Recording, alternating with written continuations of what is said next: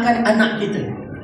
Macam saya ada 10 anak, tapi bukannya bila teringat 10-10 teringat, kan? Kita teringatlah mungkin seorang. Ketika teringat tu, baik, dia punya cerita dia kadang-kadang ini saya terfikirlah kan. Kadang-kadang kita nak telefon kawan, nak telefon isteri, nak telefon anak, tapi dalam keadaan sibuk tak sempat telefon. Ketika kita tengah dial tu, tiba-tiba orang tu telefon kita dulu. Pernah tak berlaku? Pernah berlaku tak ni? Mak, ayah?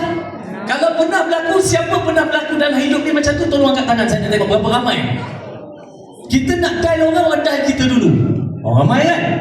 Baik, dia berlaku sekali ke berlaku banyak kali? Jadi banyak kali. Jadi benda yang berlaku kepada ramai orang dan berlaku banyak kali, takkan kebetulan. Jadi saya pun terfikir bahawa maknanya apabila kita teringat akan seseorang, maka orang itu juga Allah hantarkan signal kepada dia untuk ingat kita. Untuk ingat kita, kan?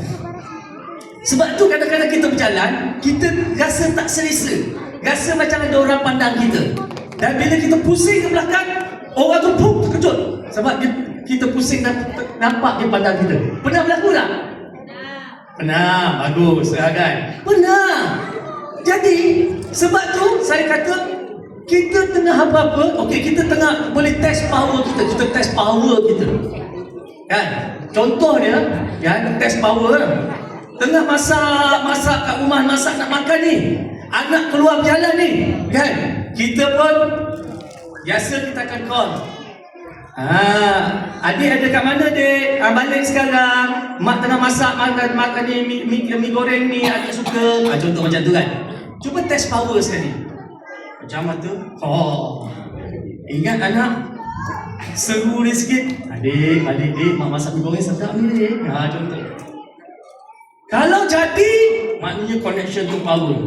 Sebab apa? Ni saya nak keluar TV 1. Waktu saya nak keluar TV 1, ada seorang ibu menangis. Saya pun sembang dengan dia, kenapa puan? Dia kata, doktor, anak saya kenal seorang lelaki, lepas tu lari daripada rumah, dah 5 tahun tak balik rumah. Kan? Saya dah buat macam-macam cara, tak dapat. Kan? Macam-macam usaha, tak dapat. Saya pun bagi kat dia. Saya kata, puan, saya nak kongsi satu kaedah yang saya bagi pada ramai orang. Boleh try, saya kata. Macam ni, puan. Puan bangun tengah malam, puan buat solat hajat, minta pada Allah untuk buka hati anak tu balik. Baik. Dia kata, dah selalu buat solat hajat. Sabar dulu, saya kata. Selepas puan buat solat hajat, puan pejam mata, puan hati pandang Allah. Hati pandang Allah. Ingat hati pandang Allah. Sebab tak berlaku sesuatu tanpa izinnya. Hati pandang Allah. Hati minta pada Allah. Fikiran pandang anak, pandang tubuh anak, pandang jasad anak, pandang ruh anak, pandang anak. Hati pandang Allah. Minta pada Allah, seru nama anak. Ya Allah, ya Tuhanku, anakku ni ya Allah, katalah namanya Aisyah, anakku Aisyah ni ya Allah, gerakkanlah hatinya ya Allah, rindunya aku padanya ya Allah, gerakkan hati anakku ya Allah, agar dia mengingati aku ya Allah, agar dia balik ya Allah. 3 hari dia buat, seminggu anak dia balik.